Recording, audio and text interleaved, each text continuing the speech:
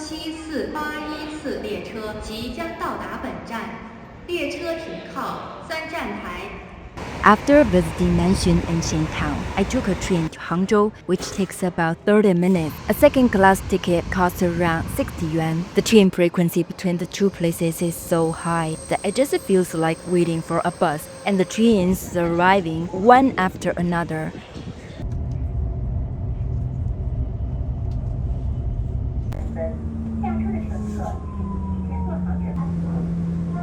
Upon arriving in Hangzhou, my first impression was the city's orderly, clean, and friendliness.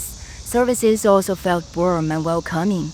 Whether I was taking a bus or walking on a quiet path, everything felt well organized, ecologically planned, and it's like gardens hidden among high-rise buildings and bustling commercial districts.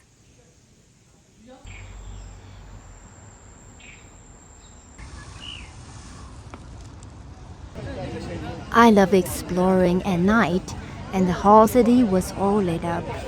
As you stroll along West Lake Shore, you will really enjoy all kinds of people, visitors seeking relaxation, and locals taking a walk after dinner, or heartbroken souls hoping to find peace by the lake.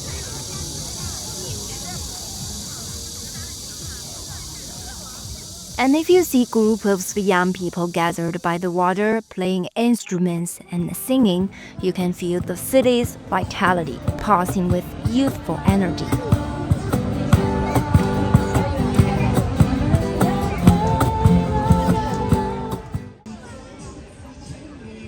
No one can resist taking out their phone to capture the stunning scenery and the beauties.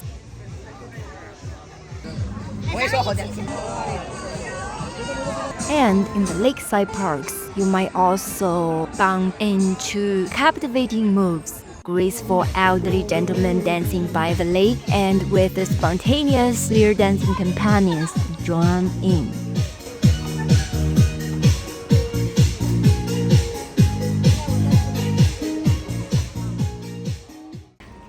And beautiful things always inspire longing.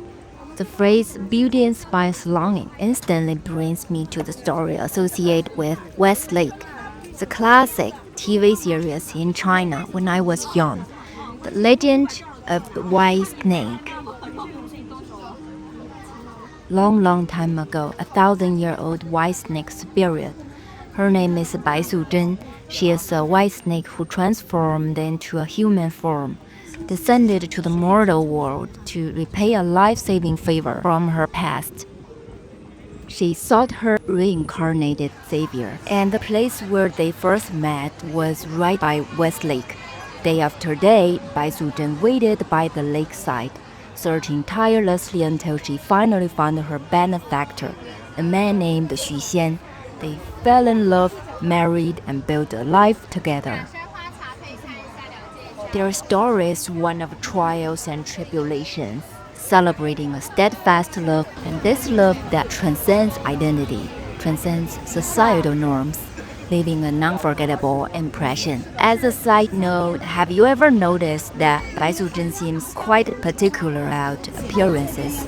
I sometimes wonder how the story would have unfolded if her reincarnated savior hadn't been handsome. Surely she wouldn't have married him to repay the favor. After leaving the West Lake, I turned into the famous Silk Street, but it felt a bit different from what I expected. The shops were quiet, and there were few people on the street. The silk was undoubtedly exquisite, soft, and refined on the skin. Yet the colors and cuts seemed how should I put it, maybe a bit disconnected from nowadays' aesthetic tastes. I couldn't help thinking that if the designs could be a little more modern, they would feel way more appealing. The next day, I hopped on a bus that runs along the lake, heading off to the tea plantations. The ride was nice and slow, and it was fantastic to watch the view outside changing from city buildings to rows and rows of green tea fields. It really lifted my mood.